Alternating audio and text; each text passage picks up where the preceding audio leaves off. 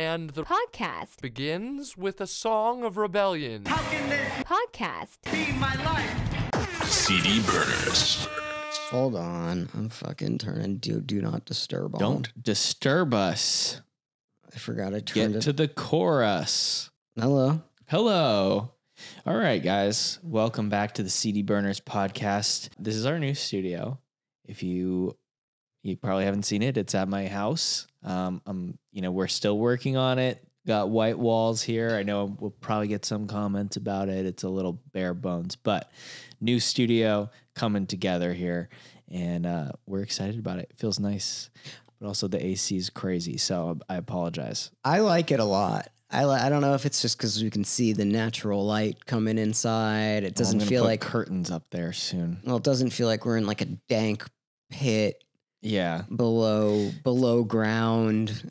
I also just like not having to rely on anybody else. Like we get to just do it, like we just get to come in here and we don't have to schedule people. Yeah, it feels less like we did just do one, and we just kind of set. I know you set this up, and I know you spent time like setting this up and doing all that shit. But it is your place, and we kind of just came in here and did it. Yeah, it wasn't like you know when we were doing it at the other studio, we kind of just like sat there for 30 minutes at least. So they like set up lights and focus.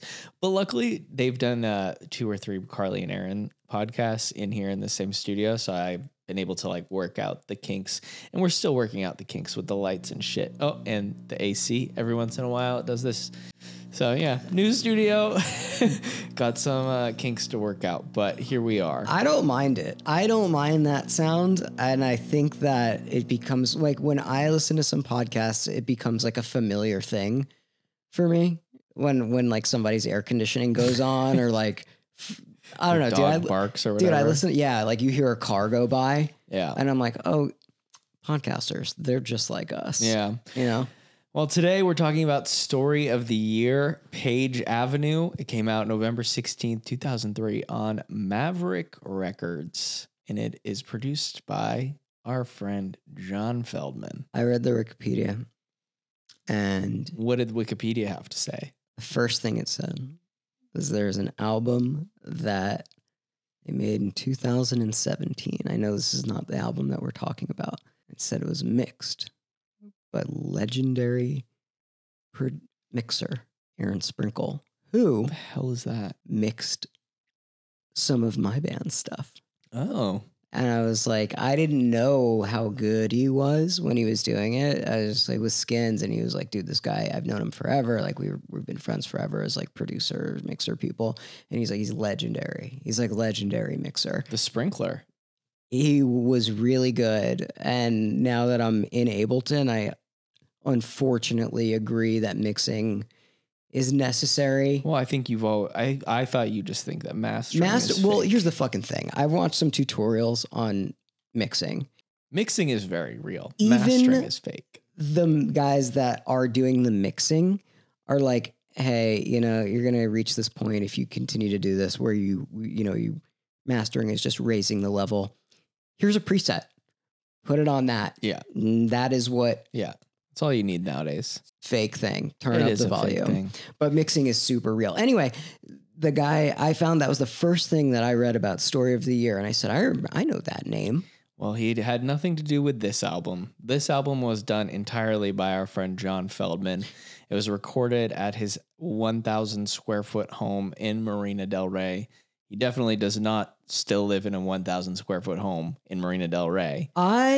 He lives somewhere very, very nicer. I might be wrong. Way more. I might be wrong. Podcast of misinformation. I thought they like kind of wrote everything in Feldmann's studio in Marina del Rey. And then Feldmann said that so fucking funny.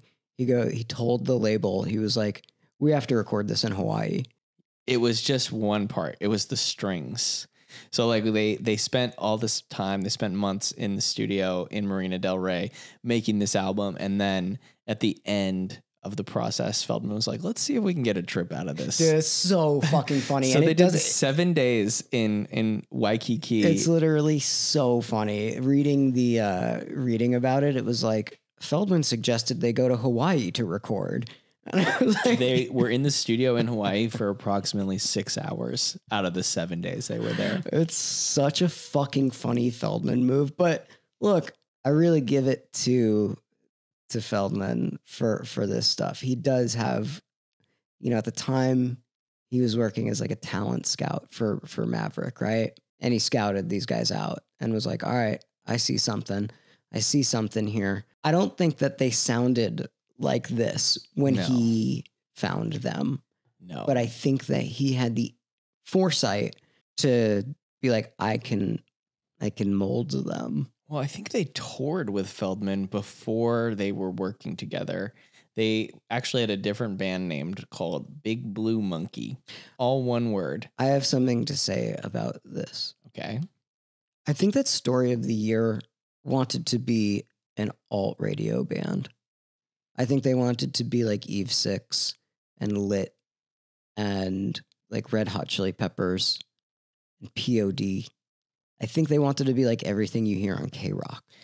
Because those are the bands that they listened to. I think you might be a little bit wrong because they wanted to be metal. They like kept referencing Pantera. And Feldman was trying to make them a alternative radio band. He was always being like, we need to dial this down. It was this push and pull. And they kept being like, we want to be Pantera. Well, we'll talk to Dan and we'll find out.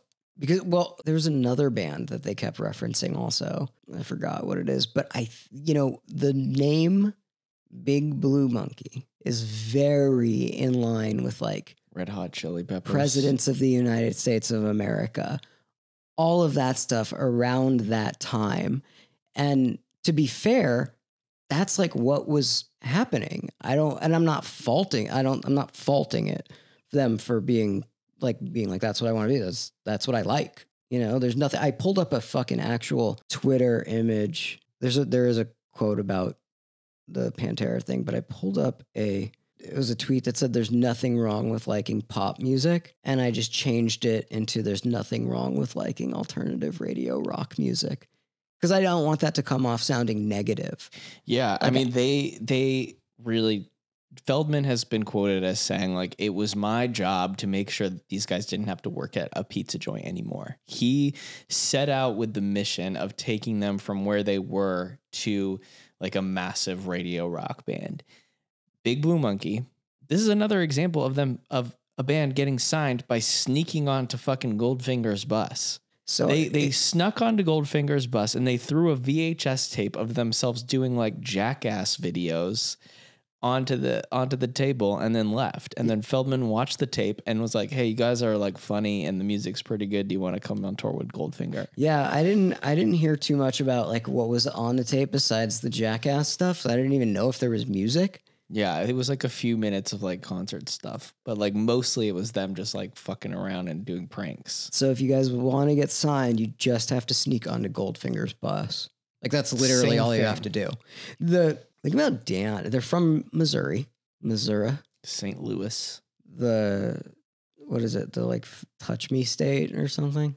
I literally feel like they were like alt kids that liked screaming. Dan's really good at screaming. He really is. I could very much see him being like a Phil Anselmo type Pantera, one of my favorites. Feldman hated that name. Oh, yeah. Very much understand the name does. There's another band called Big Blues Monkey. He didn't fuck with it. He was like, really adamant about changing it. There's a lot of stuff about this album that was very interesting that Dan, I feel like this was a strange one to me because I feel like Dan put out this album and it was successful, but it wasn't the sound that Dan was going for. I mean, it's not just Dan. It's like this whole band. And like, I think, one of the main contributors is like Ryan and, like they're a fully a band. This isn't like a one person type band. We are going to talk with Dan, but like Story of the Year is very much like all four of them equal parts. They all have equal equity. They all like work on the music together. It's not just like one person writing it. But yeah, I think that they reached massive success with this album. And after it was done, they still didn't like it. And they went with a different producer for their second album, which ended up being a huge flop. And they got dropped after that. It's really strange because Feldmann has that fucking, there's something really, really special about him being such a neurotic. Yeah. Like such ADHD. Yeah. OCD. There's something really special about him, like doing that. He really has a way of seeing something in an artist and turning it into something. And it sounds like, I don't know. I wonder if they still are at where I left off with this. It sounded like that Dan said Feldmann had originally changed our sound. All of his records have the same sort of sound because he's always using the same formulas on everything. Feldmann said the group, who were influenced like bands ranging from Pantera to the Red Hot Chili Peppers, wanted to sound heavier than the album's ultimate sound. He intended for the album to be highly vocal driven. Marsala wanted it to be a metal record. Feldmann said that people would not connect with the sound the same way they would if the band focused on melodies and vocals. That's what I said. That's what you said. I just gave the quote. But I wonder if they're still beefing. I don't think so. I think they're fine now. But yeah, dude, I felt it's incredible how much this record sounds like The Used. Like if you listen to the first self-titled The Used album, it sounds exactly the same. And it's all the same gear. It's literally like the same snare. It was recorded in the same room. Feldmann definitely has a sound. And it's hard, to read a quote like that or like hear about how the guys were like upset with how things turned out, because these songs were massive. Like the singles, the music videos for this record, like were so big, and they sought this out. Like they put the tape on Feldmann's bus. They sought it out. They knew what his sound was. He has a very distinct sound, and like, why would you go after this guy if you didn't want to sound this way? It's a really interesting question, and I think that that's something that we can ask Dan, but you're right. The songs are massive, and they're good, and it sounds good. The album sounds good. They have a bunch of really cool features on it. Burt Bird is even on it. Feldmann's on it. Dude from fucking... Well, that is actually a secret. It's not on the liner notes. It's like a little known fact that Burt has screams on this album. He's not credited. Oh, really? Yeah. Dude from H2O is on it. And those are like, I think it's like strange because I feel like Dan and the band are very influenced by things that this album did not turn out how they wanted it to sound like. And that is the interesting thing about this album. Yeah. To me, that was really, and why it's rare because when I feel like an artist puts out an album that doesn't sound how they want it to sound, it usually does really bad. And this did really well. This album did do really well. And I think, it's really owed to Feldmann's vision for it, for sure. Like, I don't think that Story of the Year would have had such a lasting career if they didn't make this album first. I think they're all super talented. I think Dan especially is a really, really talented guy. I think he played drums before. He did, yeah, which is crazy because Feldmann kept talking about how working with Dan was so much different than working with Burt, because Dan sounds singer, like such a good singer, and like he kept saying he's like more of like a trained vocalist, but he didn't even like sing before. He was playing drums. He ended up having to play drums, I think, on one of the final tracks of the album because he played everything on it. I think the drummer could not do the parts right. I think he played everything on that song. I found that drummers that write songs, the song is Falling Down. It's the last song on the album. And it's just like this type of beat, like a... See, you could do it. I can't do it. I can't do it with my feet. But it is just that. And that's what led me to believe that they're like, dude, I feel like they wanted to... This alt radio rock is what they were going for. A little heavier alt radio rock is like what I feel like they were... because Pantera is not in the same lane as Red Hot Chili Peppers. It's just not. Sure. I don't know. It is really, it's interesting how it came out, because it makes sense to me the way that Dan saw it and the way that Feldmann saw it, because the way that Feldmann saw it kind of does sound like if you mixed those two things and made them more palatable. Dan didn't see it like that, but it kind of is that thing. They're both right here, which is strange. I found this album to be sort of an anomaly about like why it sounds the way it does, and the push and pull of the writing and the execution of the album. One thing that I thought was super interesting was that like when they were working on this record, they were thinking about how they would perform it on stage. And like, I didn't watch any of these videos, but people were raving about how Story of the Year was doing crazy shit on stage, like backflips and stuff, and like swinging their guitars around and jumping off of amps. And I don't think they do that stuff anymore, but they were writing these songs and then they'd be like, okay, and at this part, we're all going to do a backflip off of our amp.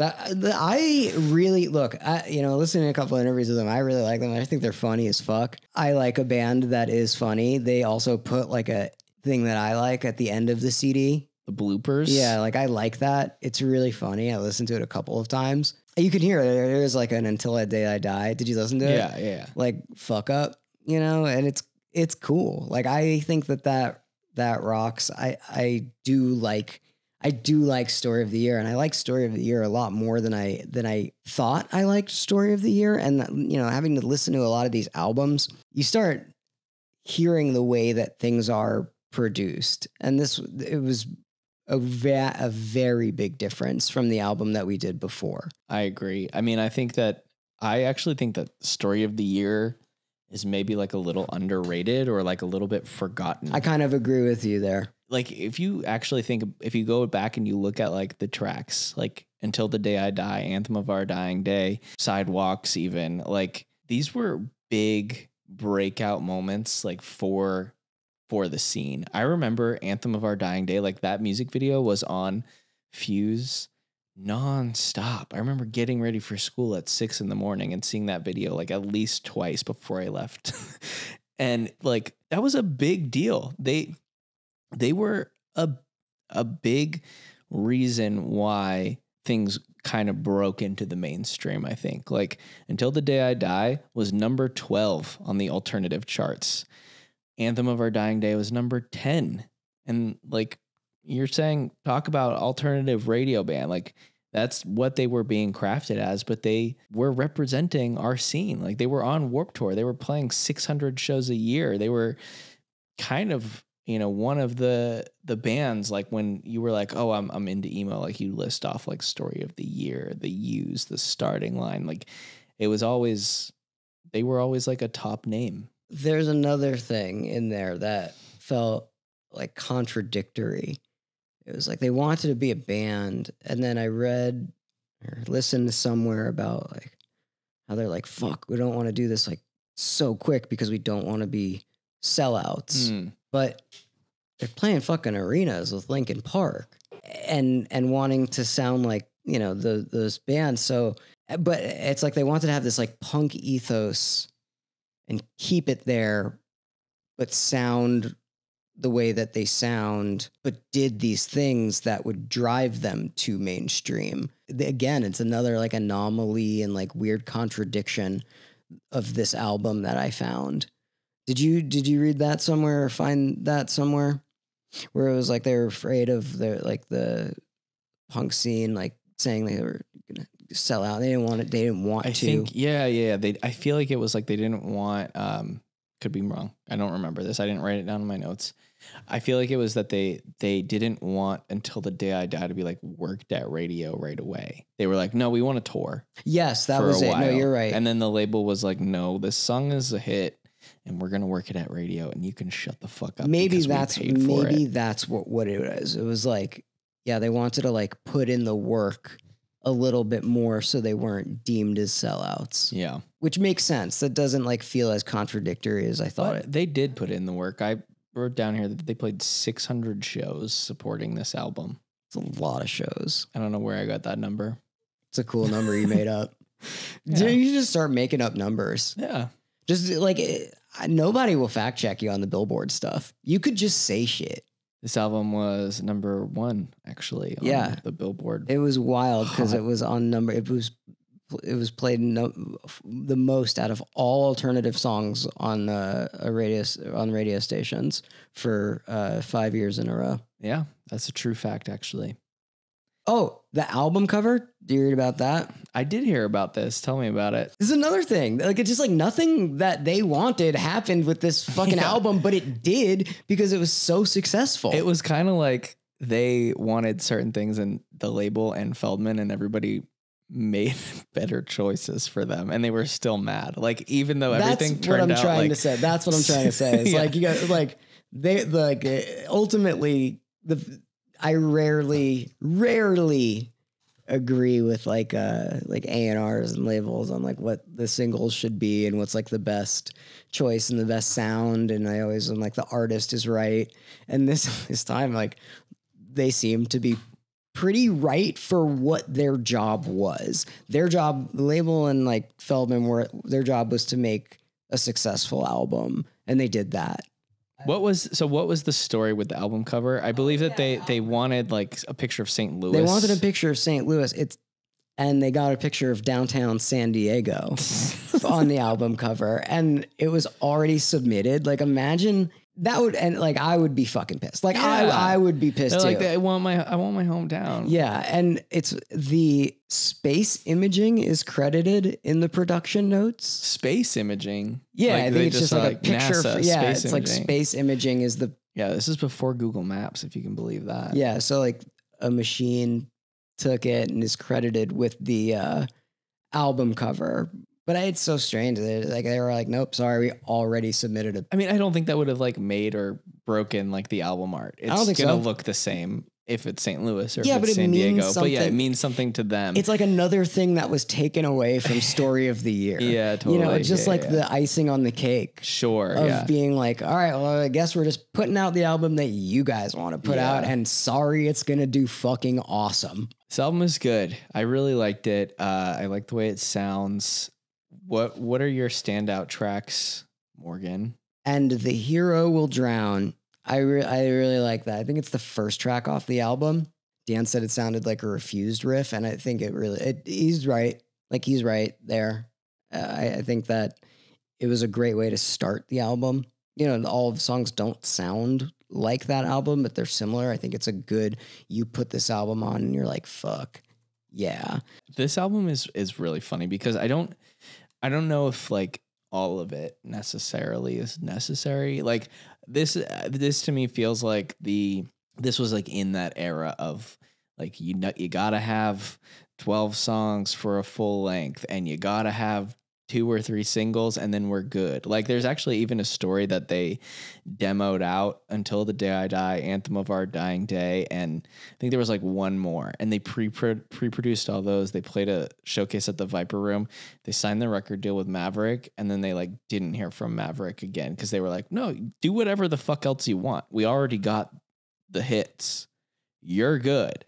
It also felt like the era where you had to put like strings on an album. Like, that was what made it like emotional.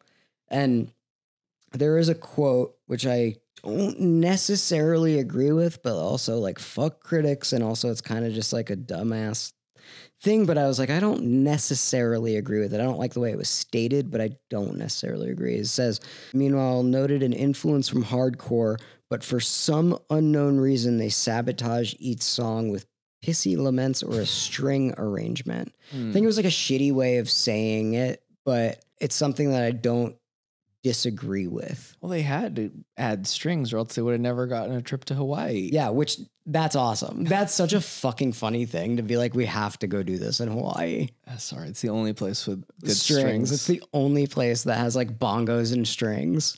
It doesn't exist in America, in fucking the land here. What is it? Hawaii's the mainland. Yeah, the mainland. I also like that Dan is in like a comedy band.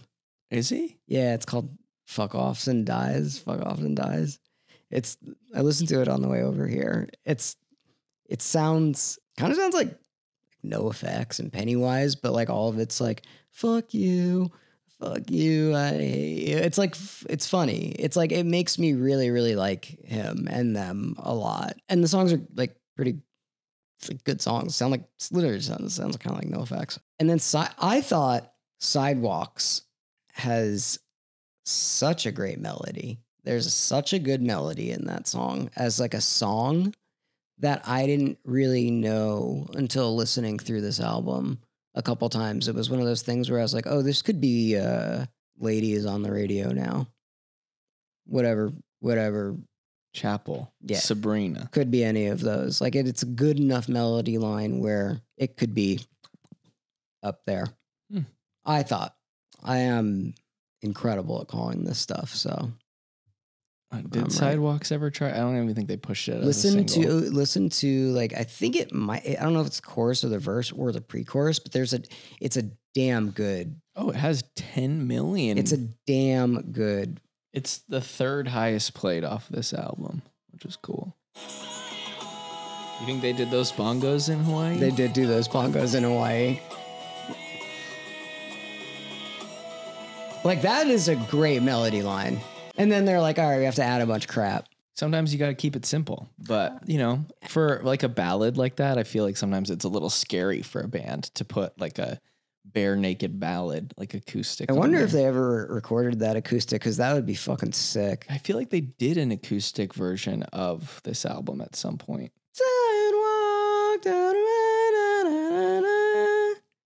Like hits all of the right notes. What is this? Is this This is the 10-year version. Sidewalks. It's like piano. It's beautiful. It's very beautiful. I want to hear it. I don't care. You guys have to listen to this. Yeah, an acoustic reimagining. Here it is. This way.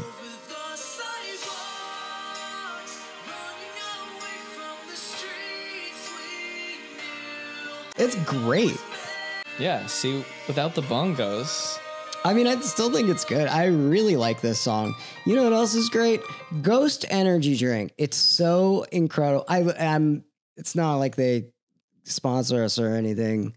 And it's not like I drink like 2 a day and love it more than anything else and don't feel like I can do anything in the morning without it. So I love Sidewalks by Story of the Year. And I also love Ghost Energy Drink. Anything else to say about this album? No, if you like this, you might like that. For me, I just wrote The Used in Love and Death, which we covered on this podcast. I actually love that episode. Came out a couple pods back. Go listen to it. But that, you know, was Feldmann and The Used like second time working together. I think, you know, Feldmann at that point had a couple of hit albums under his belt and was feeling confident, and the label was feeling confident, like giving him more stuff. I feel like it's kind of like him hitting like his peak and his stride as a producer. Like this album sounds more like the self-titled The Used, which is a little bit more open and raw, and like it's recorded in a 1,000 square foot room with like egg crates stapled to the wall. Yum. Whereas like In Love and Death, I feel like has a little bit more production value. He's trying like a bunch of different shit, but it still sounds like a Feldmann record. And I think if you're into this sound and want to hear him progress as a producer, that album is great. No, I don't have much more to say about it besides the fact that, like, I do think you're right. I think they're brutally underrated. They really are. I think they're kind of forgotten. Yeah. Like, they deserve more credit than they get. I really also like that. But, like, I found that, like, drummers that are also songwriters are just really good. Yeah. They're just really good. Yeah. Like, those two things kind of. Yeah, if you got both of those, if you can play drums and you can sing and you can play, like, kind of an asshole. Yeah. You're good at everything. They tend to be really good songwriters. It's true. Like, they tend to be really good songwriters. I've known a couple of guys that are drummers and also play. They end up going into, like, production. Like Aaron Gillespie and Skins. Yeah. Like, those guys are just, like, really good songwriters. Yeah. So kind of felt that way about this, like going in, Dan's like seeing one of those that. guys. Yeah. I think he's really, really talented. And I really like his voice. All right. Well, stay tuned for our interview with Dan Marsala coming up next. Yum. Yummy. Thank you guys for listening to CD Burners, and we'll see you soon. Wait. Timmy, make your camera debut. Say bye. Guys, welcome to the podcast, Dan Marsala of Story of the Year. Thanks for being here, man. We had a really good time diving into this album and listening to it a whole bunch of times. We were flying back from New York and we were doing our research, listening to like different podcasts that you guys have done, and listening to the album on repeat. And I think we both we recorded our portion of the podcast yesterday, where me and Morgan just kind of like shoot the shit and do our deep dive into the history of the album. And we both kind of left being like, man, this album is criminally underrated. Like it's kind of, I feel like it really kind of broke through to the mainstream in a way that nothing in the scene had really done at that point. And, you guys, I remember, dude, I said it on the podcast yesterday, but like when I would be getting ready for school, like seeing the music video for Anthem on Fuse, like at least 3 times before I walked out the door, like you guys were everywhere. It was a big deal. Yeah. When MTV still played videos, and that was a thing. Right before, like a few episodes ago, we dove into In Love and Death with our friend John Feldmann. Mm-hmm. And listening to this album, it's pretty apparent that it was recorded by the same guy. Like he definitely has a sound. I think it was recorded in the same studio in the same room as the used self-titled. In our research of this, it seemed like there was a lot of push and pull from Feldmann to get you guys to sound the way that he wanted to sound versus like your initial vision for the band. But I think at a certain point, like you guys were the ones who sort of sought Feldmann out. Like you left that VHS tape on the bus, and that sort of opened the doors there for you guys. So how did that idea to work with Feldmann get into your head to begin with, if it didn't, necessarily align with the vision that you guys had for the band at the time? In those early days, I didn't know shit about producers and like records sounding good and what, I didn't know anything like that. We were like 20-year-old kids. I was just a big fan of Goldfinger, and I knew that the first used record had just come out, and I was like, oh, John Feldmann recorded that. That's cool. It sounds awesome. But really it was not like we were searching him out. It was just, dude, if we could get a hold of the Goldfinger guys and maybe he'll take us on tour, maybe we could, it wasn't necessarily that we wanted him to make our record right away, but we were just hoping maybe he'd put us on some shows or something at first. And when we snuck our VHS tape into their bus, it worked. It caught their attention, and he did get a hold of us and take us on like a 2-week tour with them at first. And then after, getting to know us and playing, seeing us live a bunch, he was like, dude, I would love to make your record. And we were like, fuck yeah, that'd be awesome. There was not really any thought that went into it. It was just like, yes, you want to make a record for us? We can make an actual record. And it was like, and he was an A&R guy for Maverick at the time, or just Warner Brothers in general, I guess. But so that just kind of all fell into place. He got us a showcase for Maverick, and it all just worked out. They trusted him. They're like, cool, Feldmann's going to make a cool record. He just did the used. It sounds great. So yeah, it was just luck of timing and, right place, right time kind of shit. But yeah, it was very scary once he recorded us and hearing us, because he was so ahead of his time, still is, but ahead of his time as far as production goes and, the quality of recordings he was doing. So we heard our band like sound really good for the first time. And I'm like, what the fuck is this? Like, that's not our band. We're a shitty, like fucking punk band, like we aren't this good. And I didn't know what auto-tune was and all this crazy shit, So yeah, it caught us off guard at the time, but it still stands up because he was so ahead of his time that it still sounds great, 20 years later, which is awesome. That's amazing for us and for him. It's great. It does sound amazing 20 years later, because TJ and I have gone over some albums that sound like shit. And we kind of did one like right before we did your album. So the difference, but that's not saying it's a bad thing. It has the charm, and I like that. Yeah. I like it when bands kind of sound like shit, because it's, but it's definitely like, you're like, oh, this is a good sounding album.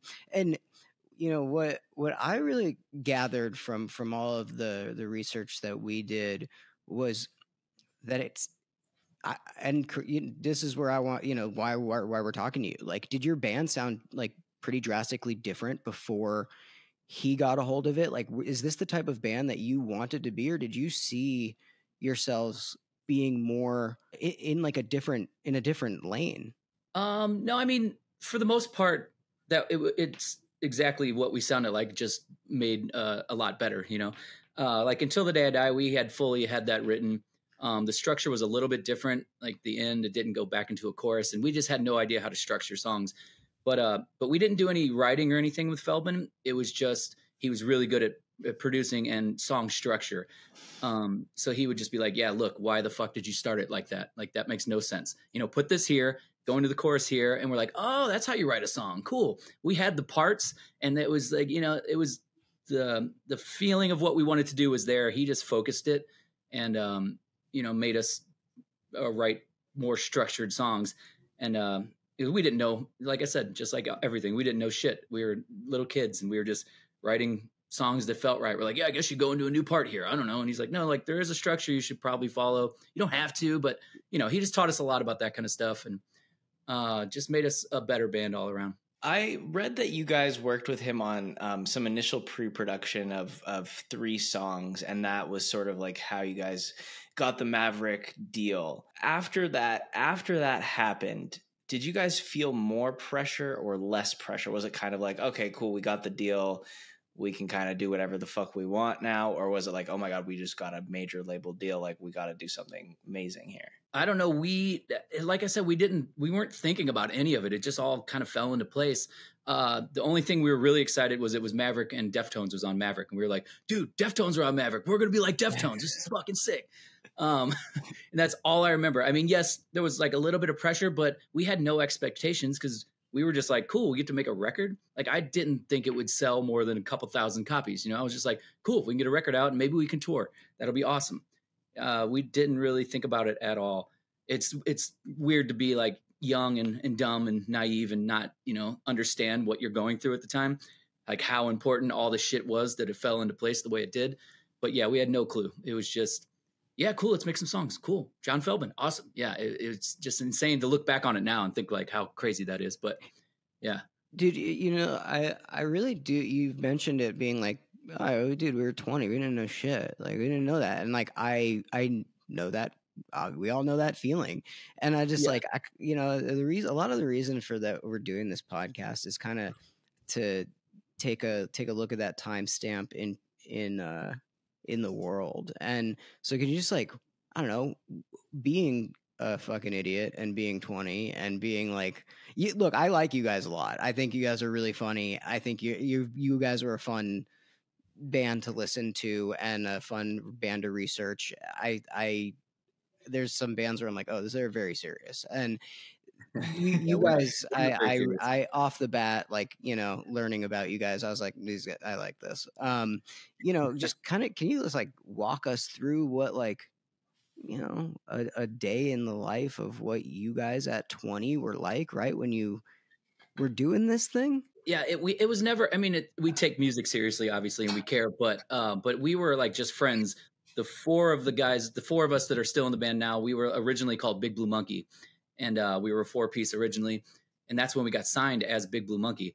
But that was like in the 90s when it was like Limp Bizkit and Korn. Those were normal names, So we were like, Big Blue Monkey, that's cool. But we were just friends that skateboarded together every day. And like, we were like, cool, we should be in a band too. Cause like, that's cool too. Like you can kind of play an instrument, right? So it was all just about hanging out with your friends and just enjoying what we were doing. So it was never like we have to be real deep and dark and mysterious. We just weren't that kind of band, It was like, let's go out and have as much fucking fun as we can and skate in every city we go to and just play a show at night. Like that was the goal, and it was awesome. And at the time, we're from St. Louis. We all still live in St. Louis now, but at the time we had moved to California to like Orange County area, and we all lived in one house with like 8 people. So at that time when we got signed and we were doing the record, we were living in California, just being bums, sleeping on floors in a house that all 8 of us could sleep and hang out. And so it was just like super fun. We were like on this new adventure. We had left our hometown, went across the world. We're just like, cool, we're doing it. It was just super free and awesome. It was cool. What was on that fucking VHS, that tape that you threw in the? Yeah, and how much music was on it? Dude, not a lot of music. It was mostly like Jackass kind of shit, you know. Because at the time, I don't even know if Jackass was out yet, but like all the skate videos and like the what was the CKY shit, Yeah, the BAM early shit. So we were just all into that because we were all skateboarders and like we loved that kind of shit. So most of it was just us being idiots, and a lot of it's on the Page Avenue disc. Like if you have the actual CD, it was like an enhanced CD. So like the video is on there, most of it or a lot of it, but we had a lot more shit. There was a lot of dicks swinging and just crazy shit, you know, like a lot of nudity, surprisingly, which is weird now, I guess 20 years later, maybe you can't do that as much, but yeah, it was just us being crazy and occasionally playing music. And that's why Feldmann was like, dude, these guys look fun. I'm going to take them on tour, you know? So it was not as much about how good we were as a band as like we were just fun. I saw BAM at Gelson's like a couple weeks ago. I was like, oh, hell yeah, you're not dead. That rocks. Yeah, it was a weird time because like when MTV, like we were saying, when that was still a big deal, you know, like it was just as important to have like that weird lifestyle shit and like to be relatable and like be fun and like, hey, dude, look at me, I'm in a fucking band, you know. That shit was really important then. I guess it is now too. But. Dude, it really is. I don't see a lot of that too much anymore because it's like, you know, that when you guys were filming that stuff, it was genuinely because you liked it and that's what we were doing and not for anybody else really to see. And now I think the reasons that we film each other, like film shit, is for other people to see. So it was like incredibly genuine at the time. But it says, I don't know, bro, like it says that you're like I don't know if the word is classically trained musician. I don't know if that's like the right term, but like you are good at instruments. And did you know that you were like, oh, I want to do this thing? How, like, a little bit about you. Definitely not classically trained, whatever that technically means. Whatever the fuck that but means. I was a guitar player and a singer like since I was 12 years old. Learning like Poison and Skid Row songs and shit. And that was like my favorite shit whenever, because I'm 43. So I caught like the end of that right into the grunge era, you know, and like Nirvana was when I was like, okay, I can actually play these songs and I can do this. So I was always a guitar player, but then we didn't have a drummer. So I started playing drums for a few years. I just kind of could pick up a little bit of every instrument, you know, which helps a lot with vocals as well. Just timing and understanding that kind of stuff. It really makes me a better singer as well. But yeah, I play a little bit of everything and always did, but I just didn't want to carry gear and I wanted to run around and jump around on stage and not have to deal with anything. So I was like, yeah, guys, I'm just going to sing. Okay. Is that cool? Well, speaking of running around on stage, like you guys were famous for all of your crazy stage moves. We were reading at one point that you guys played somewhere like 600 shows in support of this album, which is at least. Yeah. Crazy, astronomical. When you guys were writing these songs with those moves in mind, like what parts in particular, you know, were you like, all right, we gotta, you know, hit this like downbeat right here, and we're all gonna jump off our amps at this moment. Like, how did it sort of shape the writing process? Definitely did. Maybe later, like on our later records, we were like, man, we need to focus on our live show now, or like make sure the songs translate live. But once again, no plan at all. It was just like write energetic songs that we know, you know, will be fun to play. And then, you know, this all that dumb shit came later. It's like, dude, we should all jump off the thing here. Oh, that'd be cool right here. You know, whatever. Yeah. Nothing we ever did was very planned. And it is weird for me to see bands that like do coordinated weird nerd moves. And I'm like, what is that? And I was like, that's not organic and cool. We were just running around and just kicking ass just to have fun and just to try to, you know, put on a show. And some of it ends up, you know, we're like, okay, well, yeah, we could all jump right there. Cool. Let's do that or whatever. There were certain things that we did plan out, after writing the record, but yeah, our songwriting was never really influenced by trying to do something live or anything, but it could be. Sometimes it works. Sometimes it doesn't. The funniest thing I found out about this, or just like whatever, fucking reading about it, was there was like a part where Feldmann was like, we have to go to Hawaii to record this. Like, it was like, they're like, there are no strings in the mainland. There are no bongos in the mainland. We have to go to Hawaii. That's basically how, yeah. It was like, well, we had a certain budget for the record, right? And he was, he didn't need all whatever $100,000 or whatever the budget was at the time. And he was like, dude, we're gonna waste some money. We're gonna waste some of Maverick's money, and we're gonna go to Hawaii. Go. It was just spending the budget was all it was, and yeah, it was like cool. We had never been anywhere yet, so Hawaii was like one of the first states other than Missouri on the way to California. Went to Hawaii. Yeah, it was crazy. And yeah, we did all the strings, which is weird because now you wouldn't go record like actual analog strings. That's just not really a thing anymore. You would just there's a million programs that you can just fucking make that shit in 10 minutes. But we spent a whole week and $20,000 to go big ass, nice studios, whole orchestra of people. Insane. It was really cool. Love that. Yeah. Didn't need to do it, but we did. Like you said, things have obviously changed a lot with the recording process now and how things are made. Looking back on this album, is there anything in particular that sticks out to you that you would change or do different? Yeah, I mean, you're never like fully content with a record. You're never, there's some saying, it's like, you're never actually done. You just give up on it or whatever. For a recording, there's a million things I would change, but if we changed anything, it wouldn't have worked out the way it did, So I never have regrets. I don't ever wish I would have fucking did this because, my life is great and I'm in a great spot and it wouldn't be where it is now if we did anything different. So, no, there are songs on that record that are less, I like less than others, especially because we've been doing the 20-year anniversary of it and we've been playing it, not front to back, but we've been playing the whole record live. So there's always a couple that you're like, all right, I don't care if I ever play that song again, but they all hold some kind of cool nostalgic feels and I love it for what it is. But yeah, there's a million things and I'm like, why did I do that? What was dude, actually, I mean, that's like a, it's, we kind of found the same, that's like a pretty big through line through with a lot of this stuff. It's like, yeah, there is stuff that like I would change, but I wouldn't change it because it wouldn't, it would be a different album. And, listening back, are there any parts that you're just like that? Yeah. Like I fucking hate doing that. Like or you guys play it differently live because you just like, that's the way you practiced it now. It's more fun and it doesn't sound organic when you listen back to the song. Yeah, it is weird. Yeah. To, because for so many years we would just play those songs and until we went back to like play the whole record on the tour, I don't think any of us had like fully listened to it in a really long time. So yeah, it's like, oh shit, we should probably do it like we do it on the record because that's not how we play it now. So there's a lot of that. And the coolest thing that I've found is like there's certain songs that I have no idea what I was thinking when I wrote the lyrics or we all wrote the lyrics together or whatever. At the time, but like now looking back, it's like it has a whole new meaning to me in like a lot of the songs. And I'm like, wow, that's not at all what I meant whenever I said that, but that's really cool that it means something totally different to me now.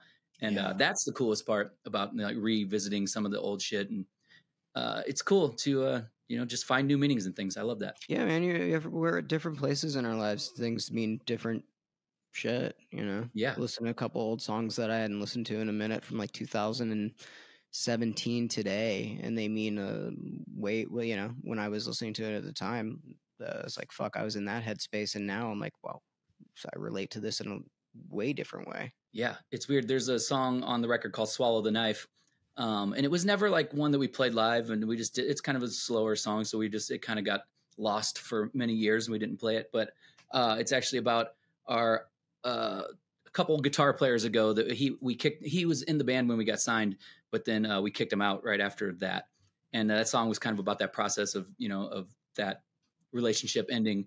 But, and then 3 years ago, he actually passed away from cancer. Oh. And right before that, we had gotten back together and he came up and played a song with us and stuff. So we had like mended the relationship. And then, he died soon after. But so now like singing that song's really weird to like, sing about kicking him out of the band and like have all these weird feelings about it now. It's like a totally different song to me now. So it's crazy stuff like that. It's weird.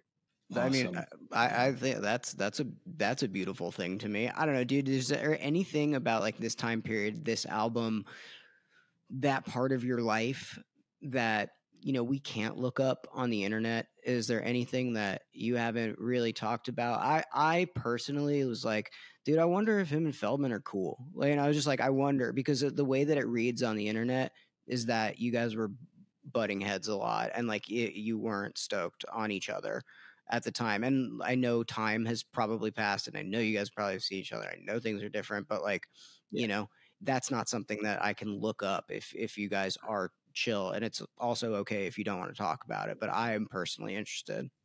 Fuck that guy. No, I'm kidding. Oh yeah, we're all really good friends still, and like we see each other every once in a while. Our last record, Tear Me to Pieces, we were talking to him about doing it, and we were in the works. We've been trying to work together. We did do 4 songs on the Black Swan on our 3rd record. We went back and did 4 songs with him again. And then we've been trying to do stuff, but timing never works out. But yeah, our relationship's great. We still get along really well. We don't see each other very often, but we will probably do something in the future at some point. It's just timing has to work out. But yeah, it was weird. When we got done with the record, we were a little freaked out because it sounded so good, and we were like, "What the fuck?" Feldman made us sound like a pop band, And I was like, so there was a bunch of that, and then I think I said something in an MTV interview about that, and then it like got back to him, and he got all pissed off about it. So we were like on like weird terms for a little while, and I immediately was like, "Dude, I'm sorry, that's not what I meant." Blah blah blah, and then he was just like, "Whatever, dude." So it was weird for a few years, but that's been so long now. We've gotten way past that, and Goldfinger's still one of my favorite bands of all time. So I love Feldman, and hopefully we'll do something again. Good, I like that. That's what I was hoping for. I know how like shit gets taken out of context and like really inflated, and and back then like playing a game of telephone was a lot different than it is. Now. So, and also wasn't just DM like, sorry, dude, that's not what I meant. This is a fake video, fake news. No, I know. We had this. We did a podcast with Shane from, like we were saying, and I love Shane. He's the fucking best. He's the best. Yeah. He's really like such a great guy. And we cut the clips. Like the clips that get cut are like of me talking shit about something in particular, and because those get like they go far, and everybody was like thought I was shitting on the album, and really I was just making fun of Canada. And I like DM'd Shane, and I was like, dude, like I don't, because he probably gets like the comment, probably gets the notifications. I was like, no, like that's, and he's like, yeah, obviously, dude, I fucking know. He's like, I get it, dude, totally fine. Yeah, you got to be able to make fun of each other. That's life. That's what I got from you guys. That's like really what I got from you guys. And there's some, I don't know, man. I listening back to that album, I was really, really impressed with your guys' songwriting ability. They are really good songs in general, like not just in the scope of like the scene that we live in, but in general. Like Sidewalks, I made us re-listen to it. It's one of the few choruses that really, out of all of the albums that we listened to over fucking, we have to do a lot of research for all this shit, it's the one that like I can distinctly remember out of besides the songs that like I know. Like I think it's a fucking awesome, I think it's a great song. Well, yeah, that's another weird one that now I really love playing it. And back in the day, we were so worried about like being like insane and like wanting to be as heavy as we could, because we weren't really that heavy of a band. It's like we were like Ice Scream and stuff, but like we were always trying to keep up with like, I don't know, Poison the Well or Kill Switch Engage or something. We were on tour with all these kind of guys, and so like we were always trying to be heavier than we were. But really, like I love melody more than anything. I'm not really a metal dude. If there's melody and a lot of, it can be heavy and cool, but I need some kind of melody. So Sidewalks was one that we like, I didn't used to love because it was like just a slow part in the set. It'd be like, let's not play it, But now it's been awesome. Our fans have grown up with us. So, the people that are 20 years older in the crowd as well, they don't want to beat the shit out of each other anymore. And it's like it's a nice 4-minute break for everybody to I'm like, cool, okay, pull your lights out and let's have this nice moment. It's really fun now, but yeah, it was a divisive one for us for a long time, but I love that song now. It's great.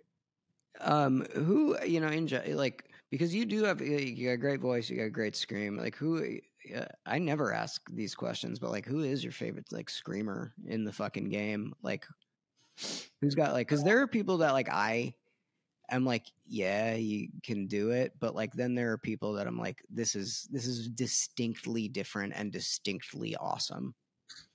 Yeah, I don't know. My influence. I was weird. Like I loved Sebastian Bach from Skid Row. He was like my favorite singer of all time. But I was into like a bunch of hardcore shit, like Sick of It All, and that East Coast kind of hardcore, like punk and hardcore stuff. That was always my favorite shit. But like Sick of It All, he had like the meanest voice, but he was always singing too. You know, he was always hitting a note, and I was like, that like always blew my mind. I was like, how the fuck does he do that? That's cool. And there was a band called Boy Sets Fire that like I directly always tried to rip off in the early 2000s. Hell yeah. Nathan from Boy Sets Fire. We hung out and we were drinking 10 years ago together. And I was like, dude, if Boy Sets Fire didn't exist, dude, Story of the Year wouldn't exist. And he just stared at me and goes, I know. Dead serious. And I was like, oh shit. He's like, I know. He's like, I can tell. That's fucking tight, dude.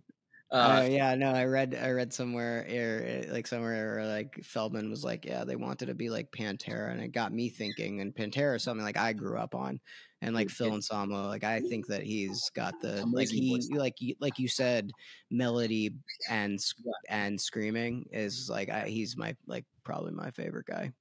Yeah, I definitely took a few pages out of his book trying to learn how to sound tough but still be melodic, and yeah, it's hard. And I like the more like disgusting, like in between melody and screamy kind of shit where it's not just like, blah, blah, blah, blah, blah. You know, I'm not like into the super metalcore stuff. I like singers that can do both and do them both well. You know, I don't want one guy to like be just screaming stupid shit off to the side and another guy just like, la, la, la, la, la.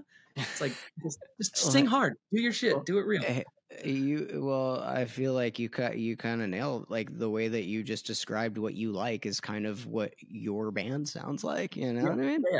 That's a good thing. That's a great thing. Not that I'm right, because I'm an idiot still. So you know, don't anybody listen to me. You can like anything you want, but that's just that's the way I like it. So no, I think we have to like that's what makes you know everybody individual. We're allowed to like what we like.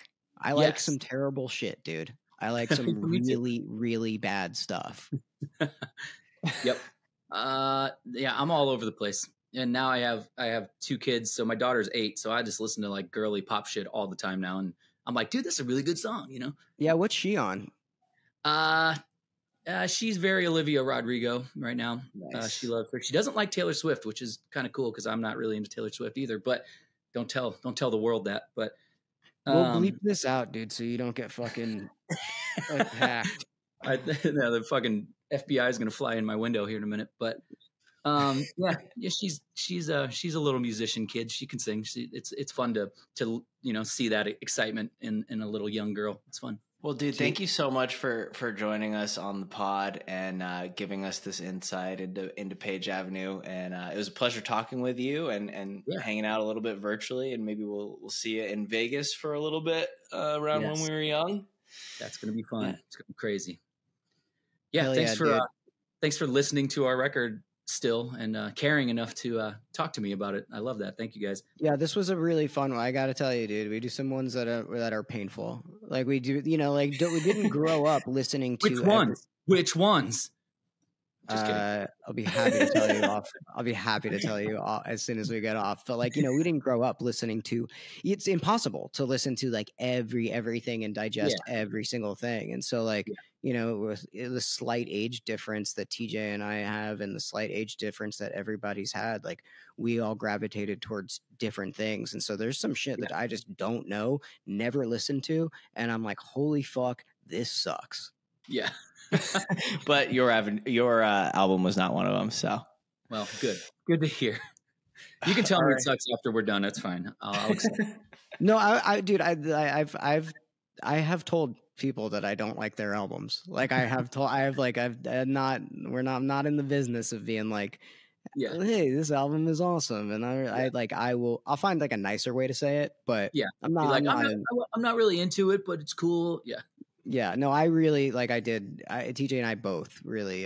That's why we said it was like I think the first thing TJ said that we think that it is criminally, underrated. Well, I appreciate it, and yes, I'm just happy that it worked out the way it did, and we can still play music 21 years later. It's been 21 years now, so just happy to be here, man. All right, bro. Thank you for joining us, man. Thanks for having me, guys.